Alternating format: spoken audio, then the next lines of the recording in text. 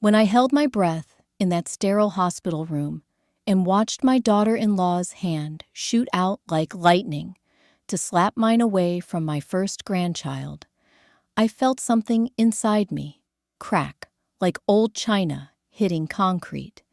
The words that followed cut deeper than any blade ever could. Don't touch my baby. Not our baby, not your grandchild, my baby. As if the past 8 months of preparing, planning, and paying meant absolutely nothing to her. But let me back up a little bit, because this story didn't start in that delivery room. This story started 8 months earlier, when my son Marcus came to me with tears in his eyes and desperation in his voice. I was sitting in my favorite armchair, the one my late husband James had bought me for our 20th anniversary, reading my evening devotional when Marcus knocked on my door. Now, my son is 32 years old, works as a mechanic, and has always been the type to handle his own problems. So when I opened that door and saw his face all twisted up with worry, I knew something serious was happening. "Mama," he said, his voice shaking like a leaf in a storm, "we need to talk." I let him in, made him some sweet tea, the way he liked it, with extra lemon, and waited for him to find his words. That's something I learned from 40 years of marriage to his father. Sometimes the best thing you can do is just wait and listen. "Ashley's pregnant," he finally said, and my heart should have jumped with joy, should have. But the way he said it, like he was announcing a funeral, told me there was more to this story. "Well, baby, that's wonderful news," I said carefully. "Isn't it?" Marcus shook his head and stared down into his tea glass. "Mama, we don't have insurance. Ashley lost her job last month, and my job doesn't cover spouses until we've been married a year. We only got married 6 months ago." Now, I had my opinions about that rushed wedding. Ashley had been pushing for a big ceremony that they couldn't afford, and I had offered to help with a smaller, more reasonable celebration. But Ashley wanted what Ashley wanted, and my son was so head over heels in love that he would have given her the moon if she asked for it. "How much are we talking about?" I asked, though I already had a feeling I wasn't going to like the answer. The doctor said it could be anywhere from $15,000 to $30,000, depending on if there are complications. "Mama, I've been working overtime every week, picking up side jobs on weekends, but we're barely making rent as it is." I looked at my son, really looked at him. The bags under his eyes told me he hadn't been sleeping. His work clothes were more worn than usual, probably because he was stretching every dollar. This was my baby, the little boy I had raised by myself after his father passed when Marcus was just 16. I had worked 2 jobs to put him through trade school, had sacrificed my own comfort more times than I could count to make sure he had what he needed. "What are you asking me, son?" "I'm asking if you could help us with the hospital bill. I know it's a lot of money, Mama. I know you've already done so much for me, but Ashley's scared, and I don't know what else to do." Now, let me tell you something about my financial situation. After James passed 15 years ago, I had been careful with his life insurance money and my retirement savings. I lived modestly in the same house we had bought together 30 years earlier. I drove a 10-year-old Honda that ran just fine. I clipped coupons and shopped sales, and had managed to build up a nice nest egg that I had been planning to leave to Marcus when my time came. $27,000 would be a significant chunk of that nest egg.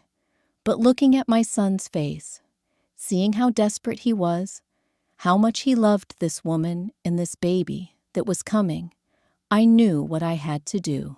"Okay, baby," I said. "I'll take care of the hospital bill.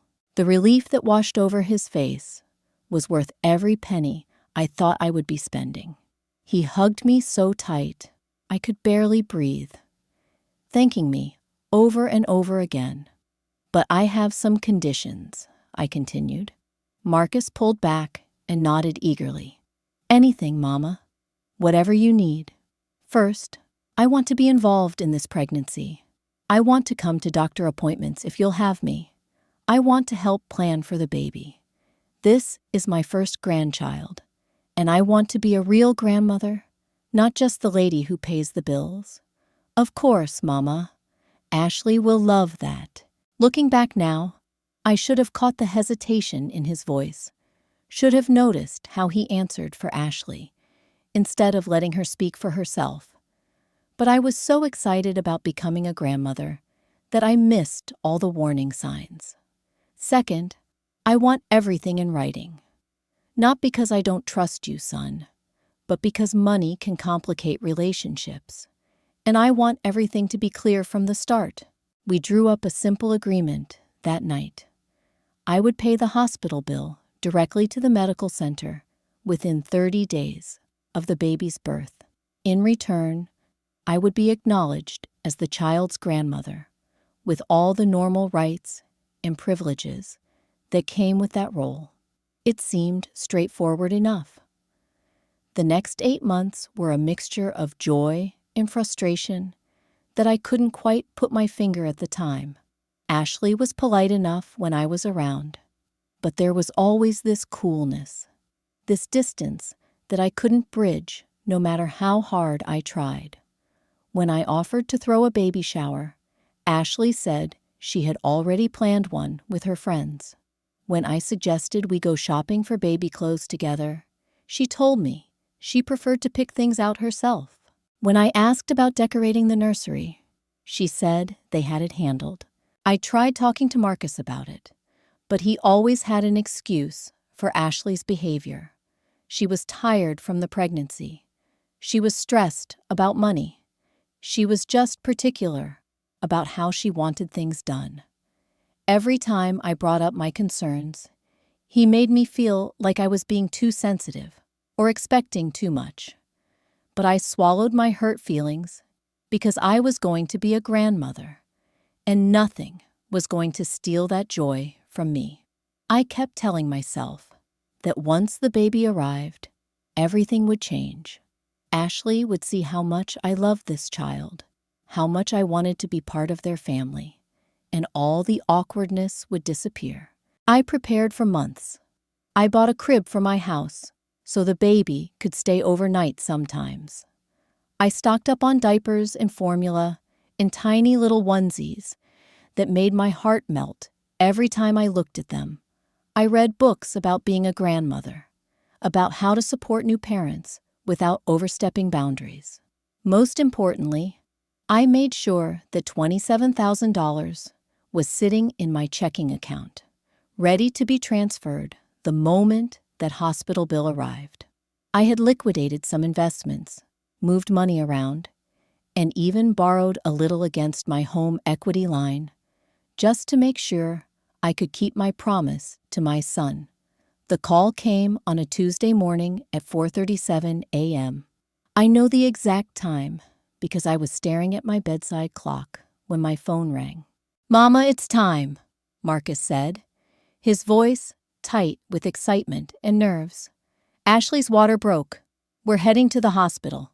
Psych, I threw on the first clothes I could find and drove to Mercy General Hospital with my heart pounding so hard I could hear it in my ears. This was it. After 8 months of waiting, preparing, and dreaming, I was finally going to meet my grandchild. The labor lasted 14 hours. 14 long hours of pacing the waiting room, drinking terrible coffee, and checking my phone every 5 minutes for updates from Marcus. Ashley's mother had flown in from California and was allowed in the delivery room while I sat outside like a stranger. But I didn't complain.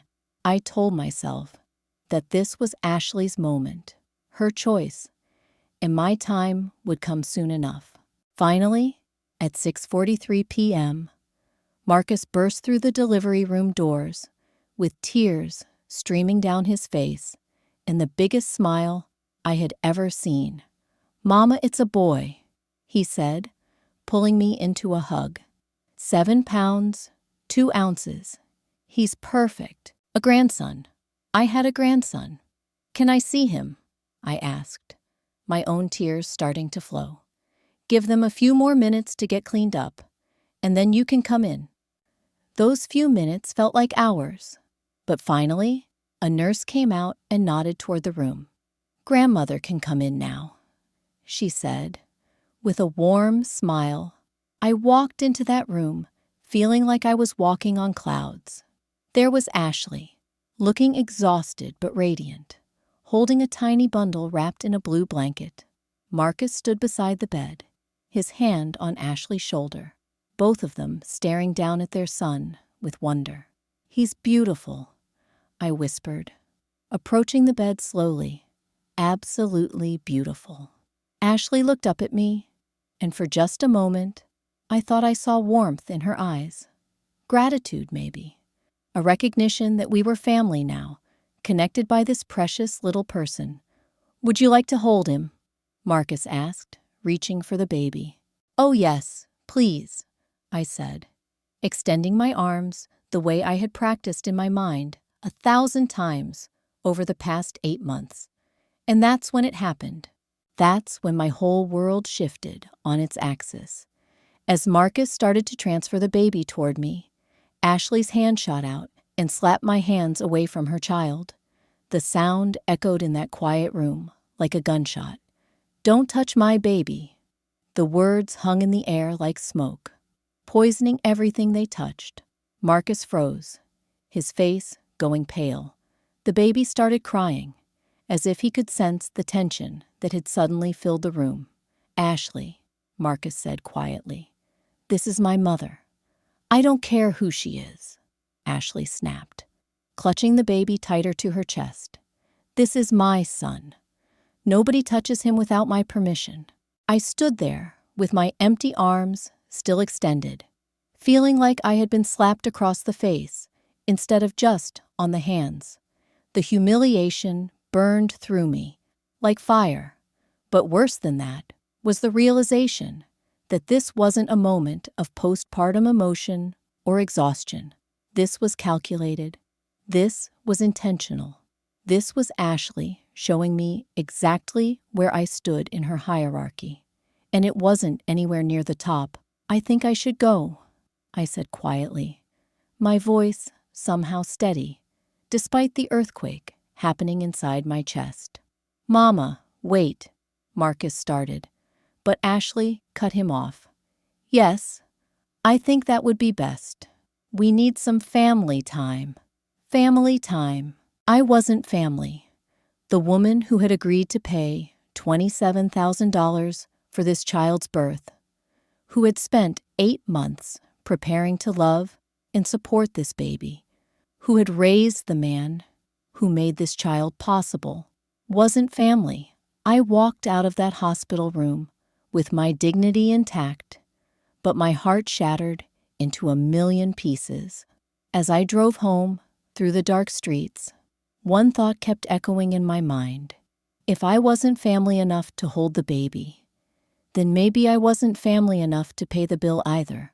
The next morning, I woke up in my empty house with swollen eyes and a heart that felt like it had been put through a meat grinder. I made my coffee in the same cup I had been using for 20 years, sat in James's old chair, and tried to make sense of what had happened the night before. The phone rang at 7:30 a.m. Marcus's name flashed on the screen, and for a split second, I thought maybe he was calling to apologize. Maybe he had talked some sense into his wife overnight.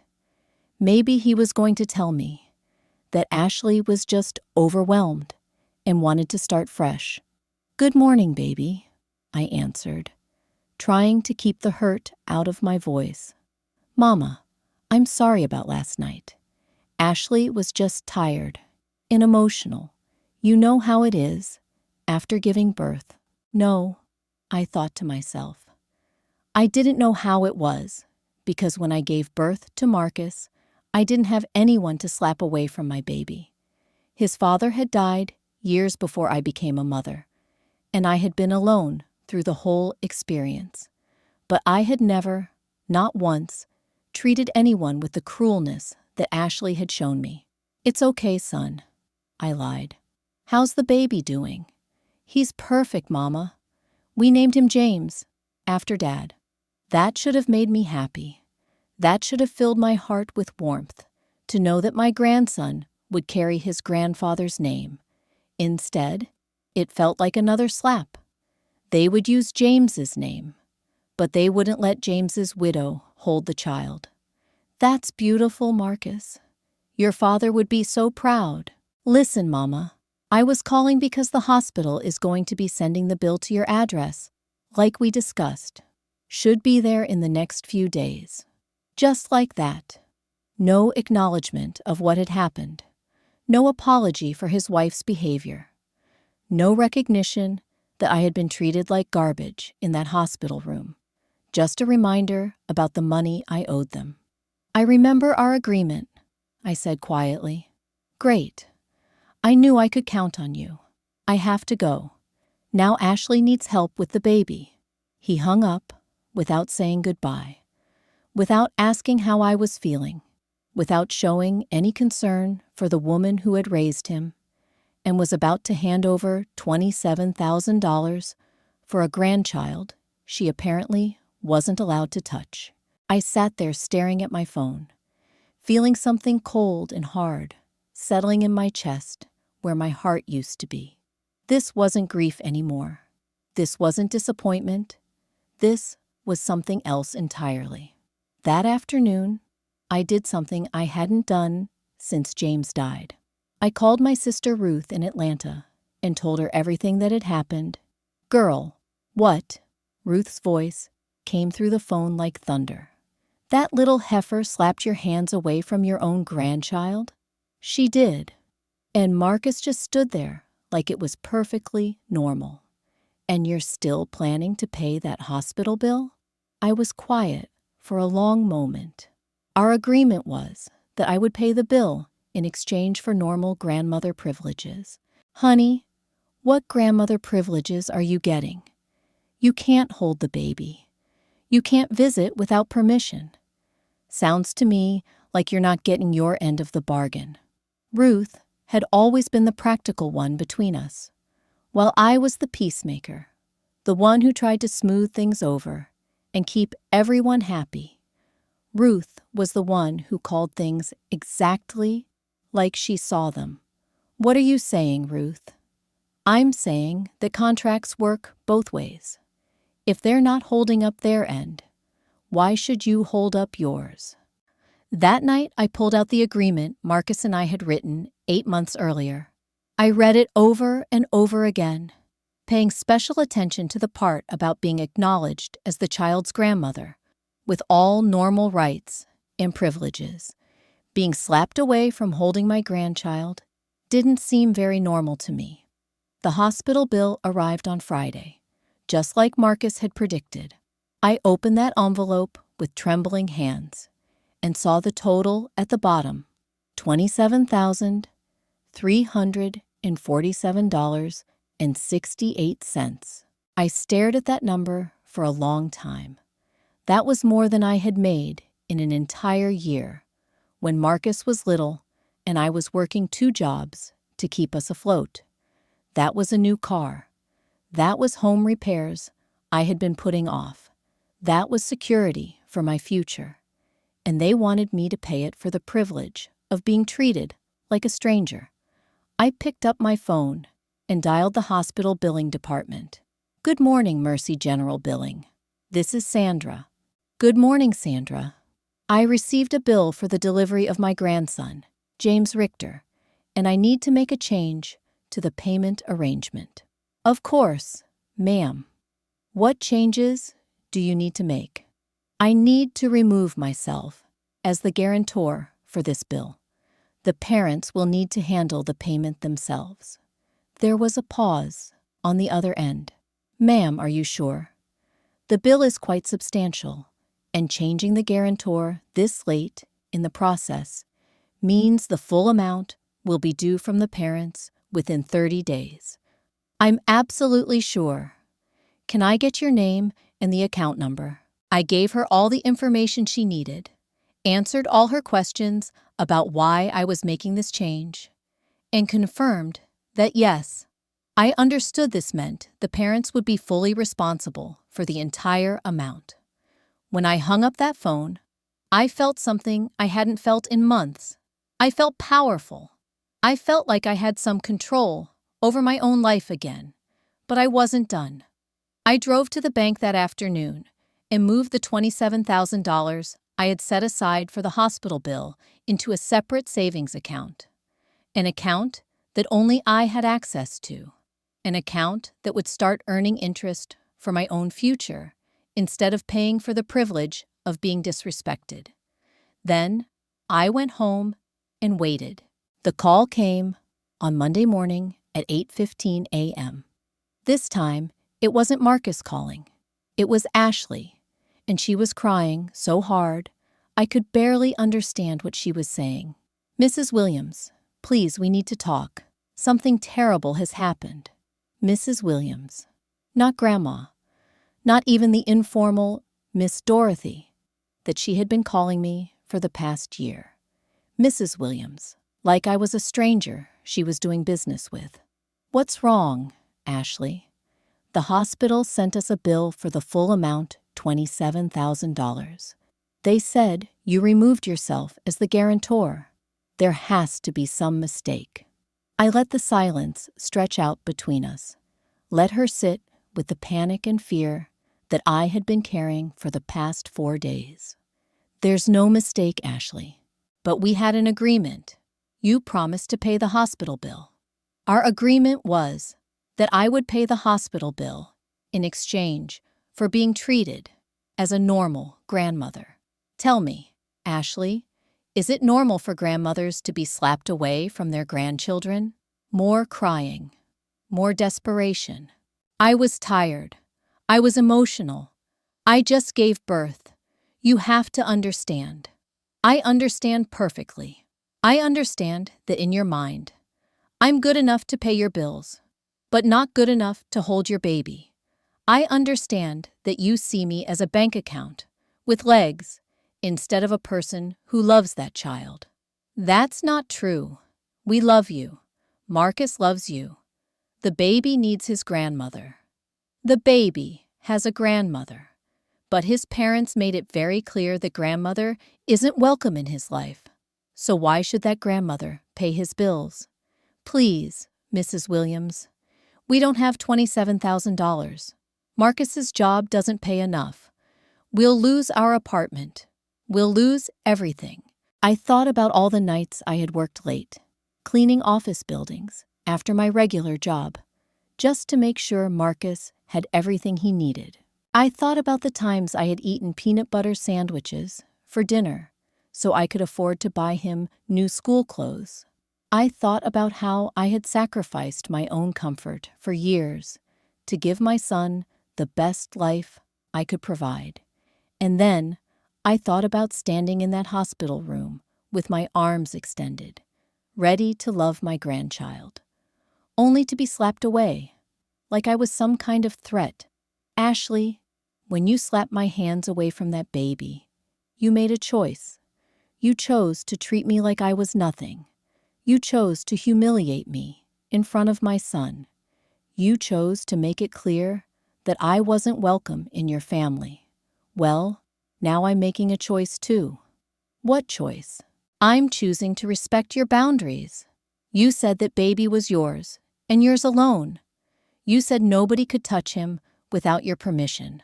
Well, if he's not my grandchild, then his medical bills aren't my responsibility either. The crying got louder, more desperate. You can't do this to us. We're family. Family. I let that word hang in the air. Family doesn't slap family away from newborn babies, Ashley. Family doesn't treat family like they're dangerous strangers. Family doesn't humiliate family in public I'll apologize. I'll make it right. Just please, don't abandon us like this.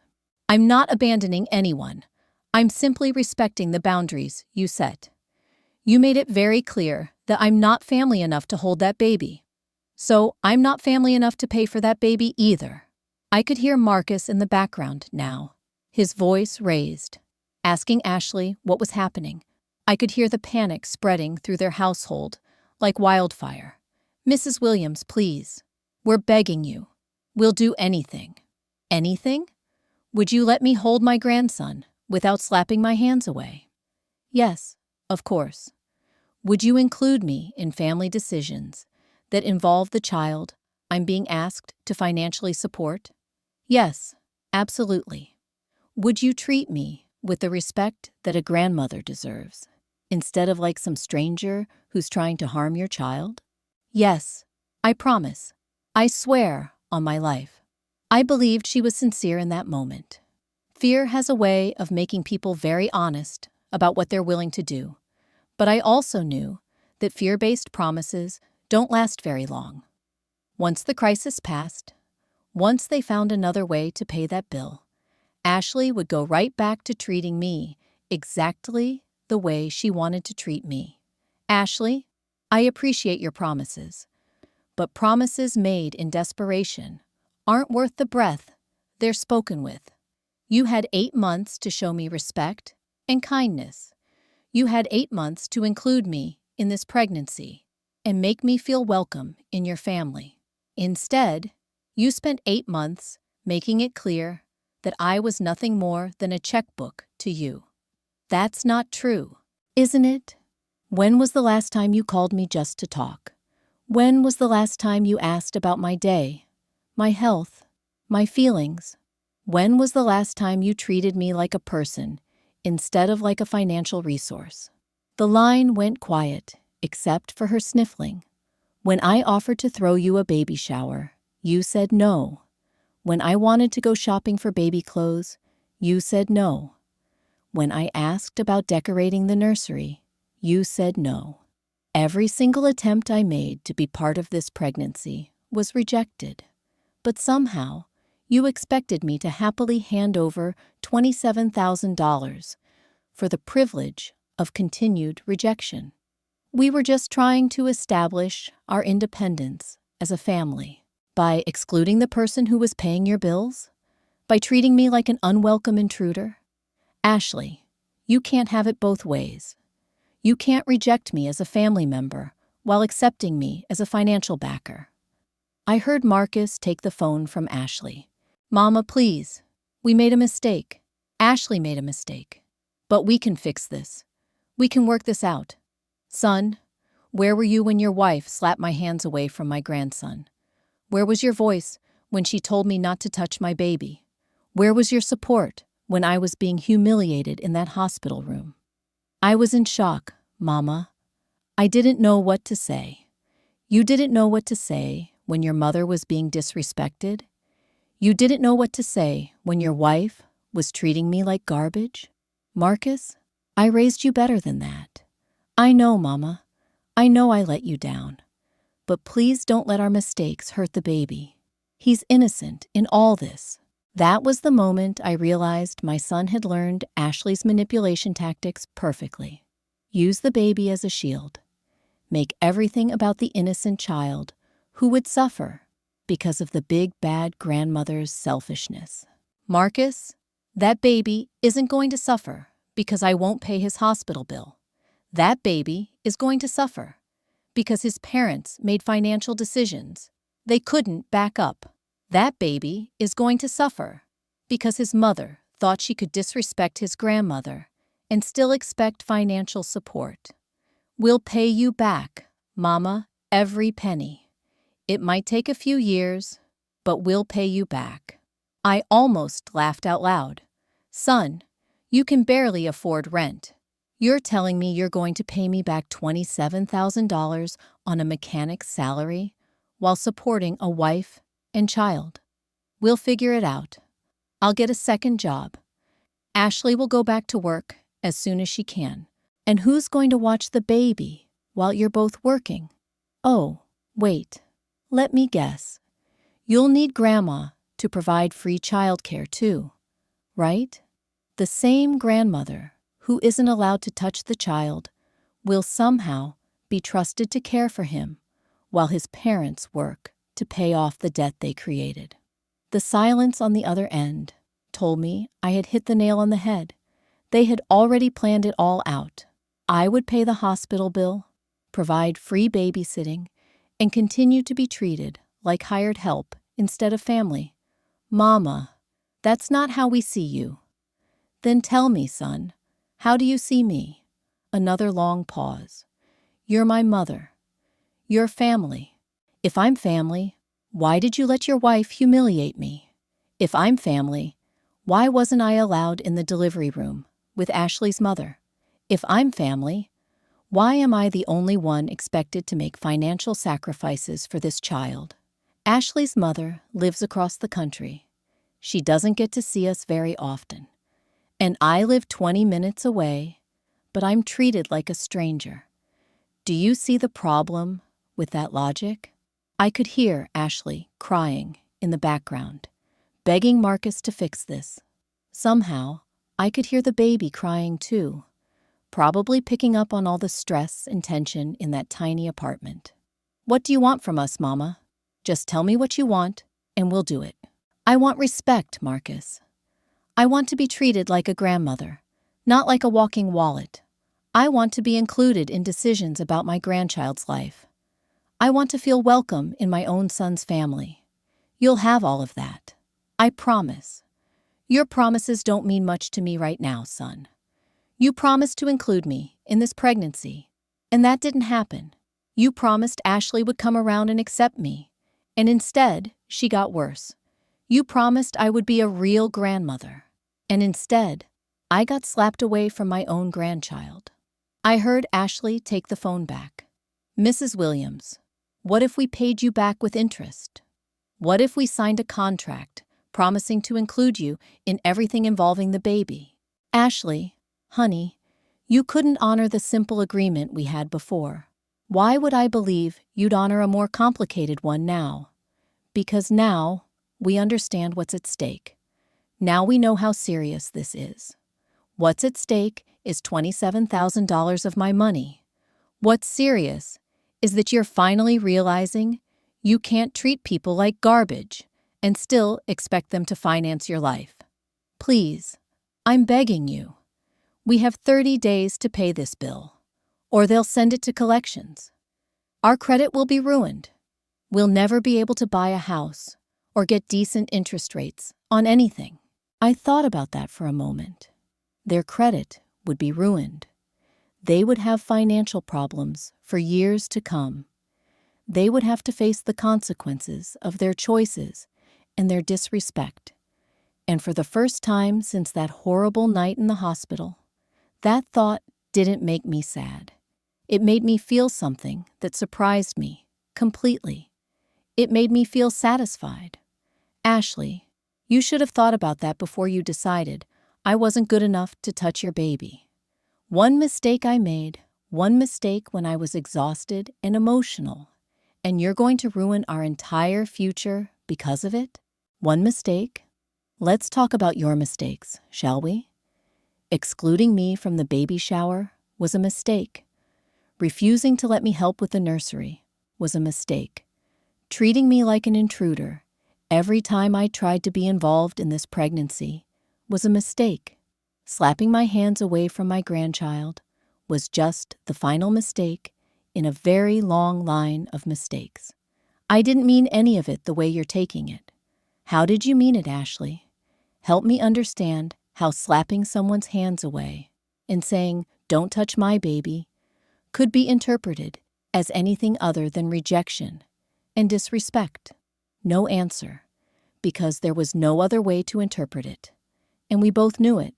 The thing is, Ashley, I've been thinking about that night constantly for the past week, and you know what I realized? You weren't emotional. You weren't exhausted. You were showing me exactly how you felt about me. You were putting me in my place once and for all. That's not true. It is true. And we both know it. You've been planning that moment for months. You've been waiting for the perfect opportunity to show me that no matter how much money I spent, no matter how much I helped, no matter how much I loved that child, I would never be welcome in your family. I could hear her crying harder now, but I wasn't moved by her tears anymore. I had cried plenty of my own tears over the past week. The problem is, Ashley, you thought you could have it both ways. You thought you could reject me personally while accepting me financially. You thought you could treat me like garbage and still cash my checks. Well, you were wrong. What can I do to fix this? Just tell me what to do. You can start by paying your own bills. You can start by taking responsibility for the choices you've made. You can start by learning that actions have consequences. We can't afford $27,000. You know we can't afford it. Then you should have thought about that before you got pregnant without insurance. You should have thought about that before you planned a wedding you couldn't afford. You should have thought about that before you decided to treat the person paying your bills like she was your enemy. I heard Marcus take the phone again. Mama, please. I know we messed up. I know Ashley was wrong. But don't punish the baby for our mistakes. I'm not punishing anyone, son. I'm simply refusing to reward bad behavior. There's a difference. What if Ashley apologized? A real apology? Marcus, I don't want Ashley's apology. Apologies that are forced by financial desperation aren't real apologies. They're just more manipulation. Then what do you want? I want you both to learn that you can't treat people the way you've treated me and expect no consequences. I want you to understand that respect isn't optional in a relationship. It's required. And I want you to figure out how to handle your own adult responsibilities without expecting me to bail you out every time you make poor decisions. The line was quiet for a long moment. Then I heard Ashley in the background saying something about calling her parents, about borrowing money from someone else, about applying for emergency assistance. Mama, Marcus said finally, if we find another way to pay this bill, if we handle this without your help, will you give us another chance? Another chance to do what, son? Another chance to exclude me from my grandchild's life. Another chance to treat me like hired help. Another chance to slap my hands away when I try to show love to that baby. Another chance to do better, to treat you right, to make you feel welcome. I thought about that. Part of me wanted to believe that this crisis would change them, that losing $27,000 and facing financial ruin would teach them the value of respect and family loyalty. But a bigger part of me knew better. Marcus, people don't change because they get caught. They change because they want to change. And nothing I've seen from either of you suggests that you want to change how you treat me. You just want to change the consequences of treating me badly. That's not fair, Mama. What's not fair is working 2 jobs for 15 years to raise a son by myself, only to have that son stand by silently while his wife humiliates me. What's not fair is agreeing to pay $27,000 for a grandchild I'm not allowed to touch. What's not fair is being treated like an ATM instead of a human being. I took a deep breath, feeling years of suppressed frustration finally coming to the surface. You want to know what else isn't fair, Marcus? For 32 years, I put you first. When your father died, I could have remarried. I had opportunities, but I chose to focus on raising you instead. When you needed help with trade school, I took out loans against this house. When you wanted to marry Ashley, I helped pay for that wedding, even though I had reservations about how fast you were moving. Mama, I'm grateful for all of that. Are you? Because your actions don't show gratitude, son. Your actions show that you take me for granted. Your actions show that you expect me to keep giving and giving while getting nothing in return. I could hear the baby crying louder in the background, and Ashley trying to calm him down while still listening to our conversation. I spent 8 months excited about becoming a grandmother. 8 months planning how I would spoil that baby, how I would be the kind of grandmother who bakes cookies and reads bedtime stories and teaches him about his grandfather who died before he was born. And in 30 seconds, your wife destroyed all of that. She was scared, Mama. First-time mothers get protective. Protective of what, Marcus? I'm his grandmother. I'm not some stranger off the street. I'm not a threat to that child. I'm someone who would die before I let anything happen to him. But your wife treated me like I was dangerous. I know it looked bad. It didn't just look bad, son. It was bad. And the fact that you're still making excuses for her instead of acknowledging how wrong it was tells me everything I need to know about where your loyalties lie. There was another long pause.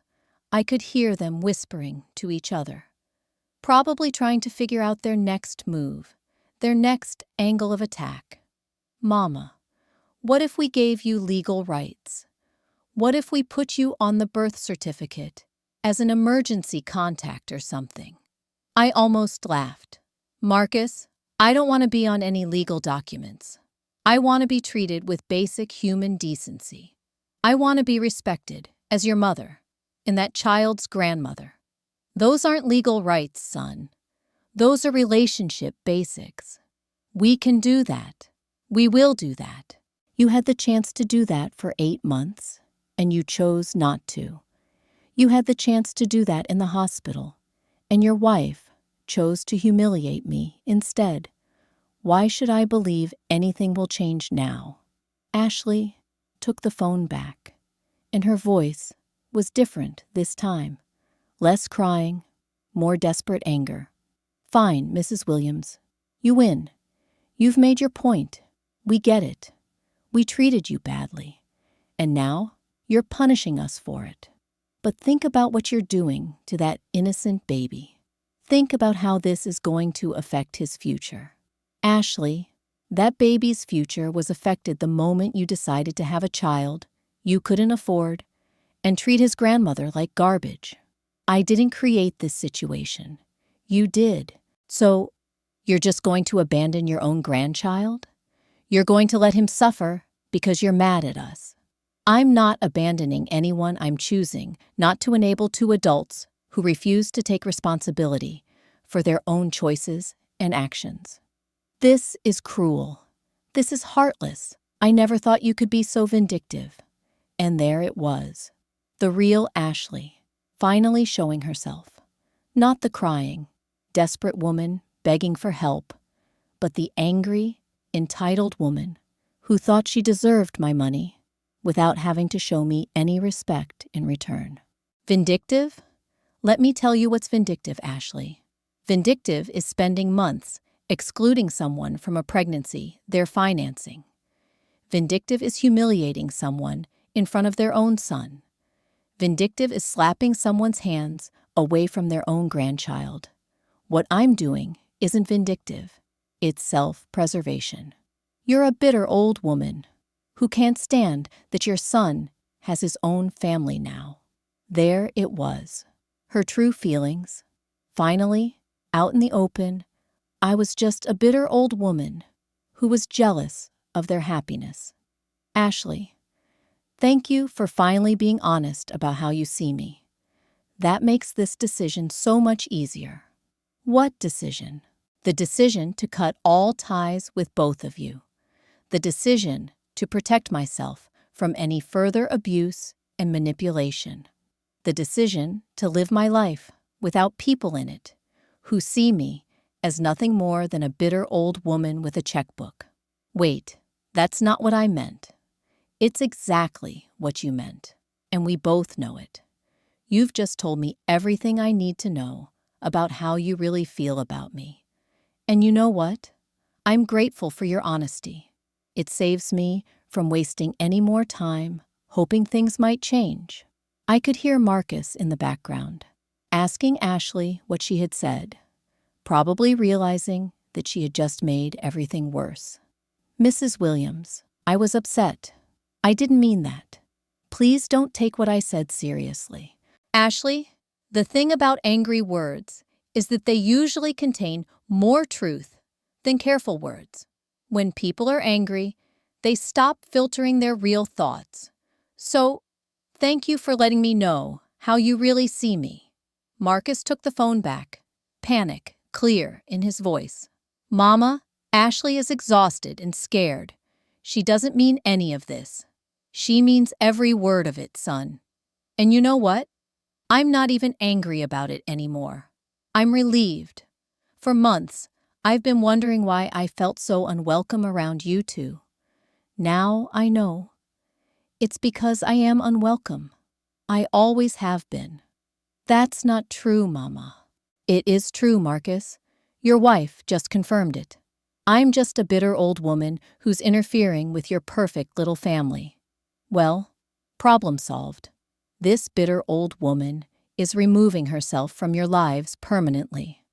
You don't mean that. I absolutely mean it. I'm done trying to buy love from people who don't want to give it. I'm done financing relationships with people who see me as an obligation rather than a blessing. I'm done sacrificing my dignity for the privilege of being treated like garbage. I could hear both of them talking at once now, both trying to convince me not to give up on them, both promising things would be different. But their promises sounded hollow after everything that had been said. The hospital bill is due in 3 weeks, I said calmly. I suggest you figure out how you're going to handle it. Maybe Ashley's parents can help. Maybe you can take out loans. Maybe you can ask your church for assistance. But don't call me again asking for money. Mama, please don't do this. I'm not doing anything, son. I'm simply stopping doing something. I'm stopping the financial support, stopping the emotional availability, stopping the grandmother dreams that were never going to be reality anyway. What about the baby? What about James? Hearing my late husband's name coming from my son's mouth in this context felt like another slap.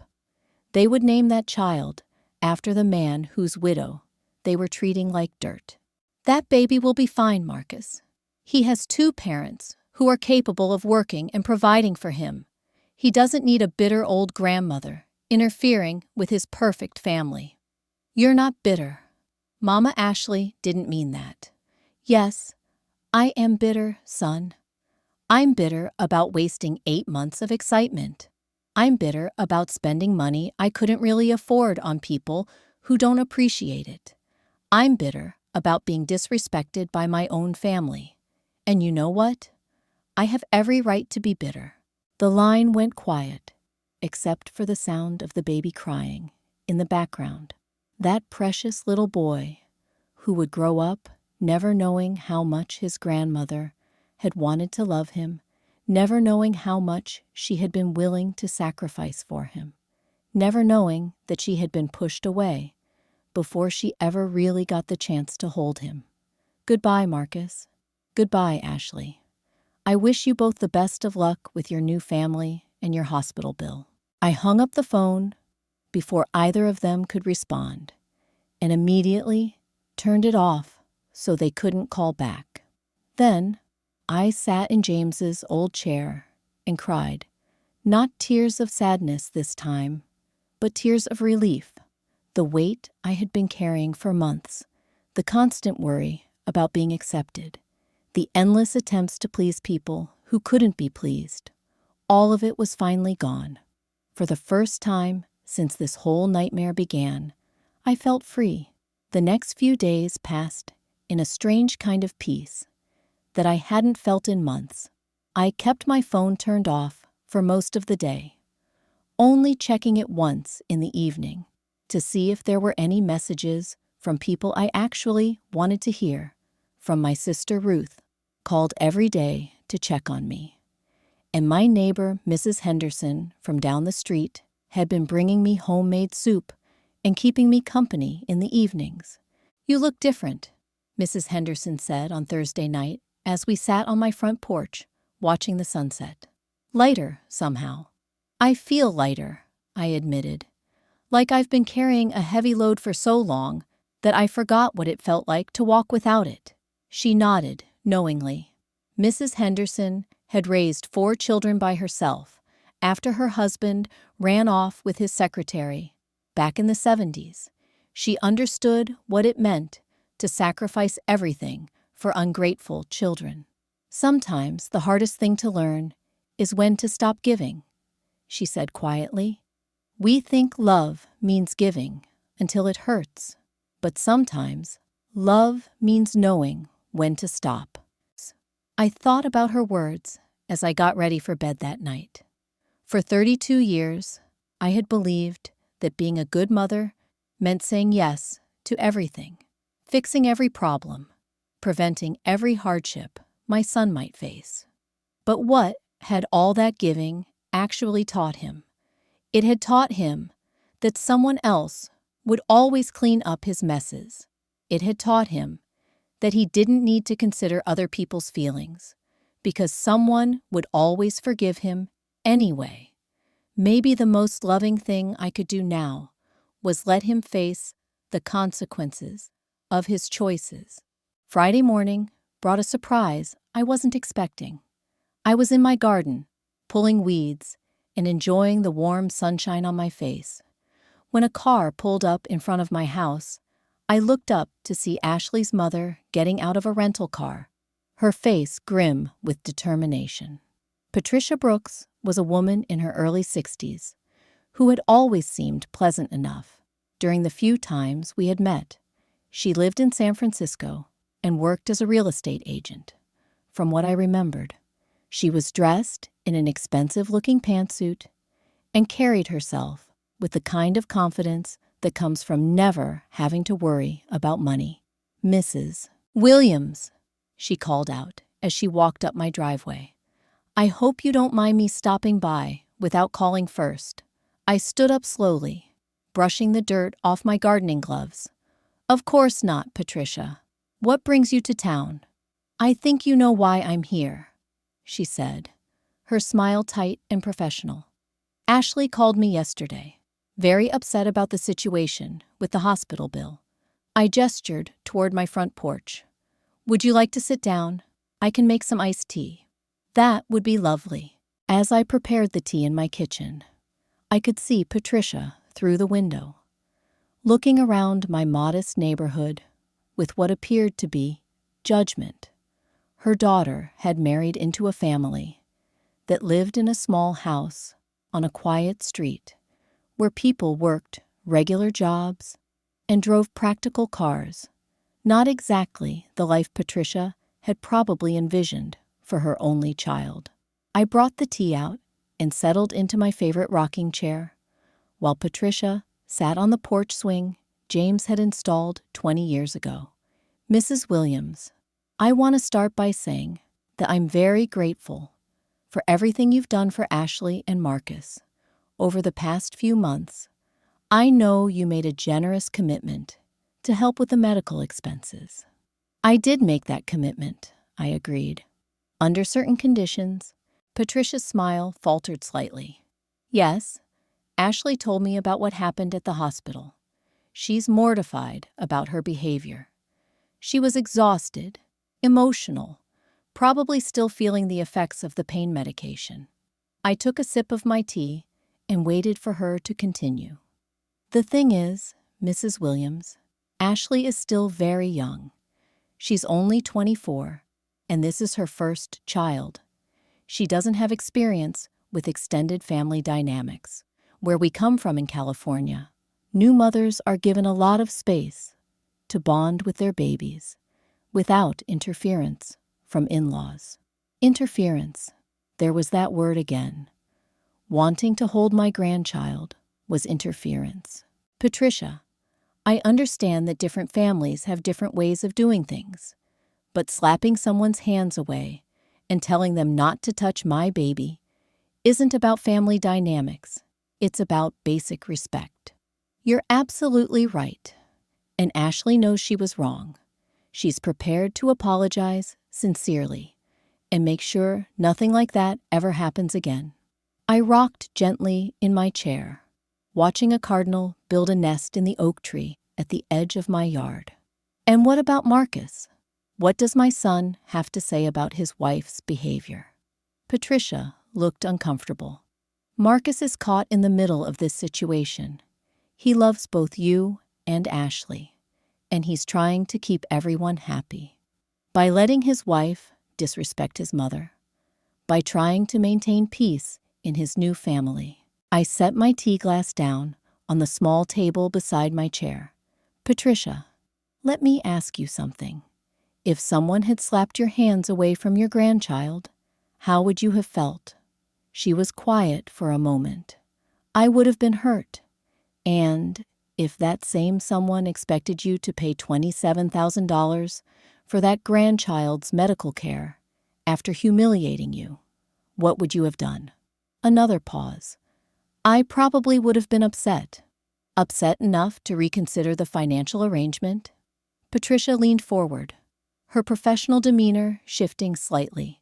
Mrs. Williams, I understand your feelings are hurt, but we're talking about a lot of money here. Money that Ashley and Marcus simply don't have. Money that I simply don't owe them. But you made a commitment. You gave them your word. I gave my word based on an agreement that they broke the moment Ashley decided I wasn't worthy to touch my grandchild. Patricia stood up and walked to the porch railing, looking out at the street. What would it take to resolve this situation? What do you need from them to honor your original commitment? I studied her profile as she stood there. This wasn't about her daughter's feelings or her grandchild's well-being. This was about money, pure and simple. Patricia was here to negotiate a business deal. I need to feel like I matter to them as a person, not just as a source of funding. And how would they demonstrate that? They can't, Patricia. That's the problem. Respect and love can't be demonstrated on demand. They're either genuine or they're not. And everything that's happened over the past 8 months has shown me that their feelings toward me aren't genuine. Patricia turned back to face me.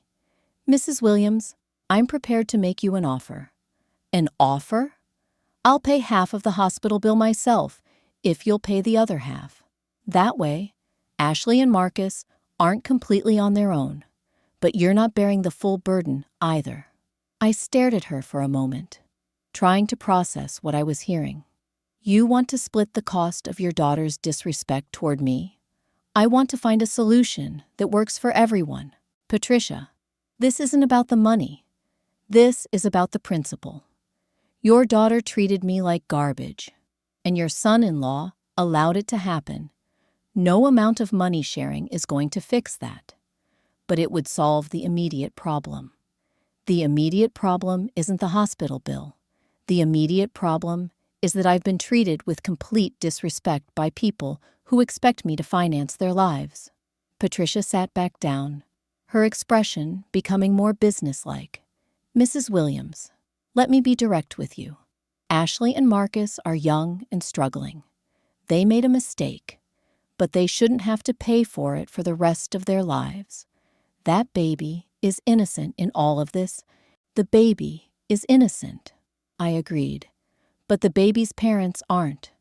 And I'm not going to teach them that they can treat people however they want, without consequences. So you're willing to let your own grandchild suffer because you're angry? I felt my jaw clench. Patricia, that child isn't going to suffer because I won't pay his medical bills.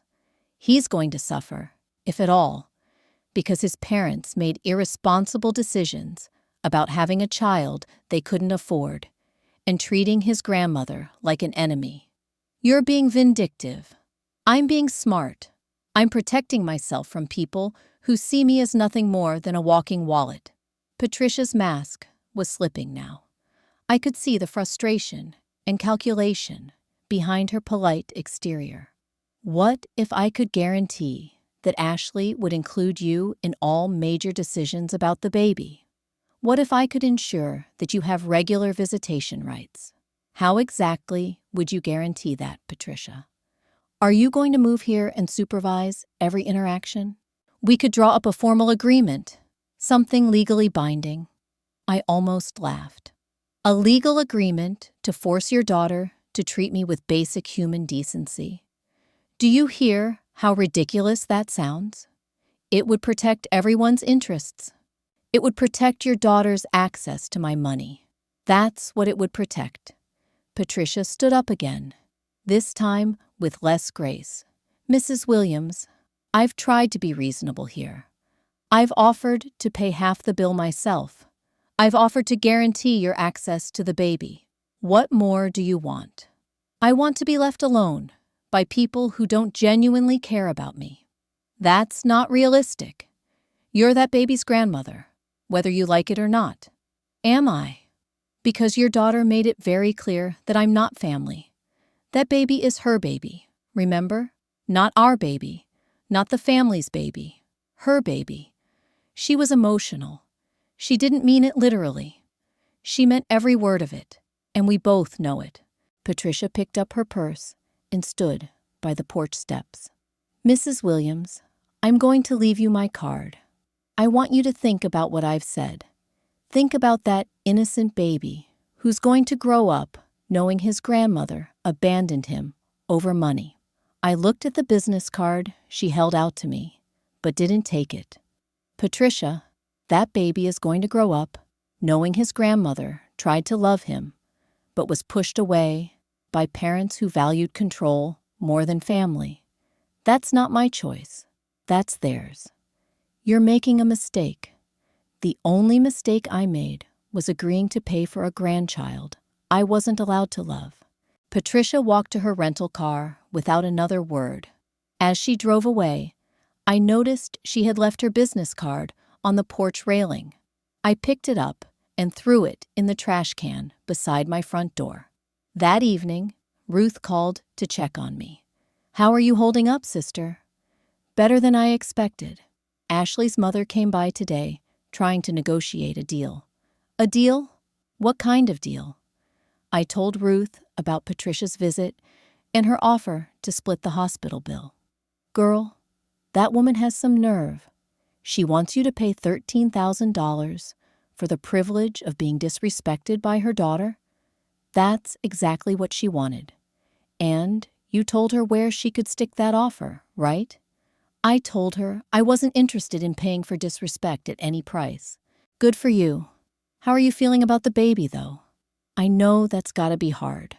I was quiet for a moment, thinking about my grandson sleeping in his crib 20 minutes away, completely unaware of the drama surrounding his birth. It's been 3 months now since I hung up that phone and chose my own peace over their chaos. 3 months since I stopped being their personal ATM and started being my own person again. That $27,000 is still sitting in my savings account, earning interest for my future. Instead of paying for their disrespect, I sleep better at night, knowing I chose dignity over desperation. Sometimes love means knowing when to stop giving, and sometimes the most powerful thing you can do is simply walk away. If my story resonates with you, please share your thoughts in the comments below.